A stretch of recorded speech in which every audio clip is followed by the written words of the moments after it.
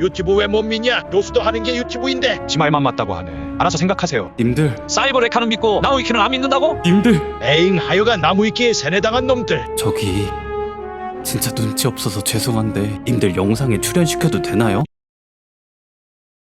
이걸로 콘텐츠 각을 본다고? 여러분도 한 번쯤은 고집이 더럽게 센 사람과 말다툼해본 경험이 있으실 겁니다. 그리고 그때마다 속이 뒤집히고 억장이 무너졌을 테죠. 아, 개 답답해.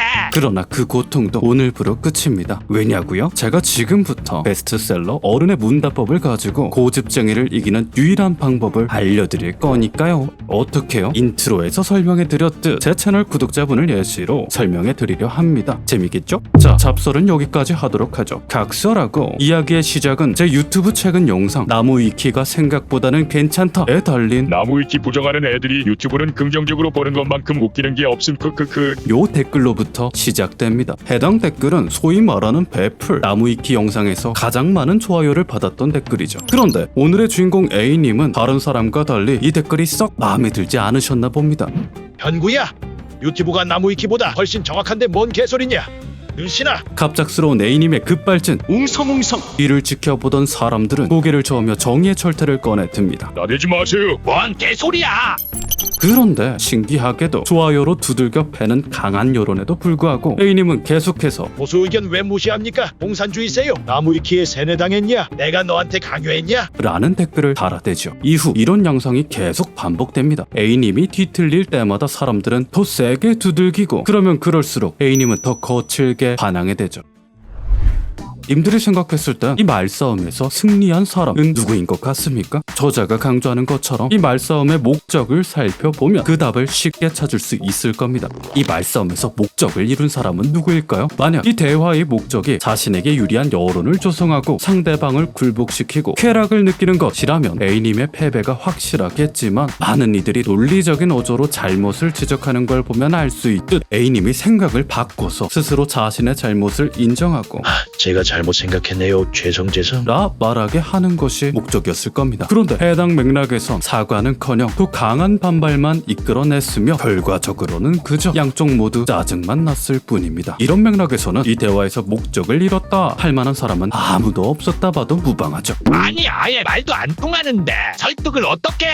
네, 물론 먼저 시비조로 들이댄 A님이 맞을 만한 말을 한 건 사실입니다. 그래서 실제로 많은 사람이 해당 댓글창에서도 그렇게 결론 진 것 같더라고요. 절대 설득할 수 없는 고집불통. 그치만 A님을 마냥 그렇게만 보기엔 말이죠. 다른 댓글을 봐도 다소 언행이 거치실 뿐이지 이성적으로 의견을 나누려는 모습을 보이시고, 자신을 조리돌림하는 영상이 나올지 모르는데도 쿨하게 허락해줄 만큼의 아량을 갖추셨죠. 다른 건 몰라도 아마 어른의 문답법 저자가 A님을 마주했다면 무조건 설득 가능한 사람이라 얘기했을 겁니다. 우선은 조금만 더 A님을 믿어보고 이해하는 시간을 가져봅시다. 댓글을 다시 한번 그의 시선에서 살펴보자고요. 자, 쭉 보면 전문직 유튜버도 많다. 유튜브는 신분이 명확하다. 이 영상도 유튜버가 만든 것이다. 교수나 학자 같은 분이 자신의 신분을 명확히 드러내면서 정보를 전달하는 유튜버가 권위 없는 익명의 다수가 쓰는 나무위키보다 훨씬 설득력이 있다. 그러니 유튜버보다 나무위키가 신뢰성 있다는 그의 주장은 사실 어느 정도 당위성을 갖춘, 아니 그냥 반박 불가 구구절절 맞는 말입니다. 그렇긴 한데 이것도 보시죠. 우리는 A님이 아스트라란 저세상 가치관을 가지고 있을 것이라 생각하지만 그가 다른 곳에 남긴 댓글을 보면 알 수 있듯 몇몇만 그러지 나무위키의 신뢰도는 평균 이상이긴 합니다. 사실 A님의 생각은 우리와 크게 다를 게 없습니다. 아니 그냥 똑같아요. 그러면 대체 왜 우리는 A님의 댓글을 보고 이 뭔 개소리야? 같은 생각을 했을까요? 네, 그렇습니다. 흐름대로 따라하고 계신다면 이유가 한눈에 보이실 겁니다. 그저 정의가 달라서.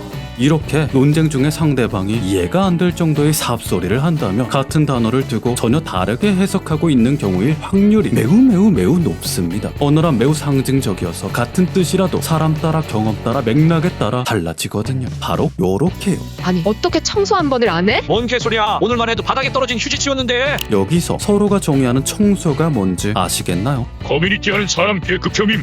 할 수도 있지. 여기서 커뮤니티는 어떤 걸 대표하는 걸까요? 난 정말 정부가 싫다는 한마디 말만으로 누군가는 정부의 간섭, 부정부패, 관료주의, 어떤 규제가 싫다고 해석해서 고개를 끄덕일 것이고 누군가는 정부가 제공하는 안전, 안정, 복지, 사회 기반 시설이 싫다고 해석해서 혀를 내두를 테죠. 이를 두고 하는 논쟁은 언뜻 그럴듯해 보여도 서로 진전 없이 답답한 대화가 이어질 뿐입니다. 그러면 다시 댓글로 돌아와 봅시다. 이제 뭐가 잘못된 건지 보이실 거예요. 자, 다른 사람들은 문장 맥락상 자연스럽게 유튜버라는 개념을 이런 느낌의 유튜버를 생각했을 겁니다. 그러나 A님은 유튜버라는 개념을 본인이 즐겨보는 전문직 유튜버를 중심으로 떠올렸습니다. 넓은 개념을 포괄하는 말이기에 같은 단어를 서로 다르게 재정의한 것이죠. 물론 맥락상 알잘딱하지 못한 A님이 잘못한 건 트루 팩트나 이렇게 보면 그렇게까지 논리가 없는 사람은 아니었던 겁니다.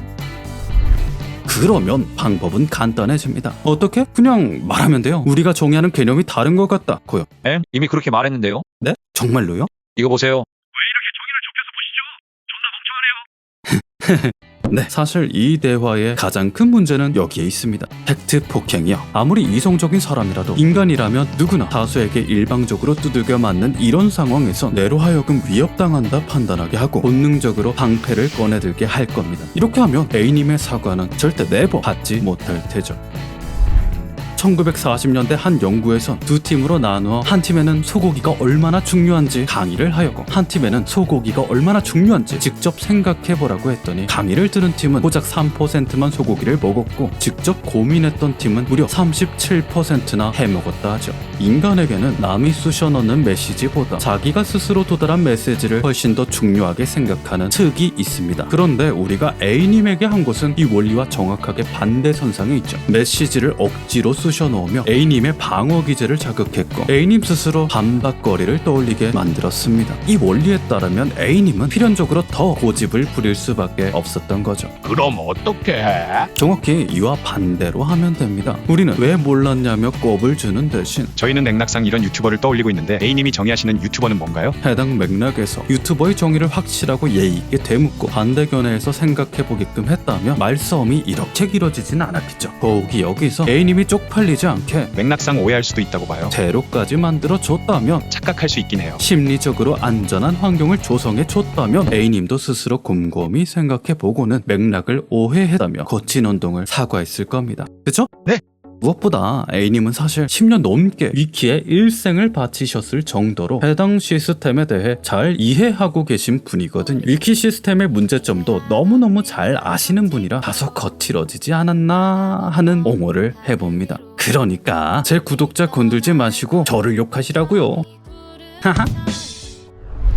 지금까지 책 어른의 문답법을 통해 어른스럽게 대화하는 방법을 알려드렸습니다. 사실 설명할 내용이 너무너무 많아서 대본을 어떻게 줄여야 할지 많이 난감했던 영상이네요. 그나마 가장 흔한 상황이라 생각한 걸 대강 추려냈긴 했는데 제가 오늘 미처 설명 못한 부분이 너무 많아서 구체적인 방법과 사례는 직접 책에서 찾아보시면 도움이 될 것 같습니다. 사실 저도 표지만 보고서는 뻔한 자개서라고 생각해서 거절하려 했지만요. 리처드 도킨스의 추천 코멘트가 있어서 반신반의하며 읽어봤는데 정말 그가 말한 것처럼 모든 사람에게 이 책을 읽게 하고 싶을 정도로 진짜 깊이 있고 도움 만빵인 책이더라고요. 생각이 전혀 다른 사람과 의사소통을 잘하고 싶으시다면 여러분도 교과서에 실리기 전에 꼭 한번 미리 읽어보셨으면 하는 책이니 강추드리고 가겠습니다. 흑인 음악가 데릴 데이비스가 백인 우월주의 KKK단 단원을 마주했을 때 꼴보기 싫다며 욕부터 날렸다며 속이 시원해지기 전에 총알을 맞았겠죠. 그러나 그는 뻑큐 대신 대화를 선택했습니다. 그 선택은 곧 200명이 넘는 KKK 단원을 탈퇴시키는 기적을 이뤄냈죠. 대화의 예의를 갖추는 일은 상대의 말에 굴복한다는 의미가 아닙니다. 동의하는 일도 아니고요. 그저 책 제목처럼 어른처럼 대화하기 위해서, 아니 진짜 어른이 되기 위해서 필요한 과정일 뿐이죠. 고작 대화의 진짜 목표를 이해하고 적대적 사고를 버리는 것만으로 대화를 더 편안하게 할 수 있고 인간관계를 돈독히 할 수 있고 내 생각을 상대에게 이해시킬 수 있고 더 나아가 어쩌면 내 믿음이 잘못되었다는 걸 깨닫고 한층 더 배워나가고 성장할 수 있습니다. 우리는 하루라도 더 빨리 이 사실을 깨달을 필요가 있어요. 이기는 대화는 곧 이해하는 대화임을.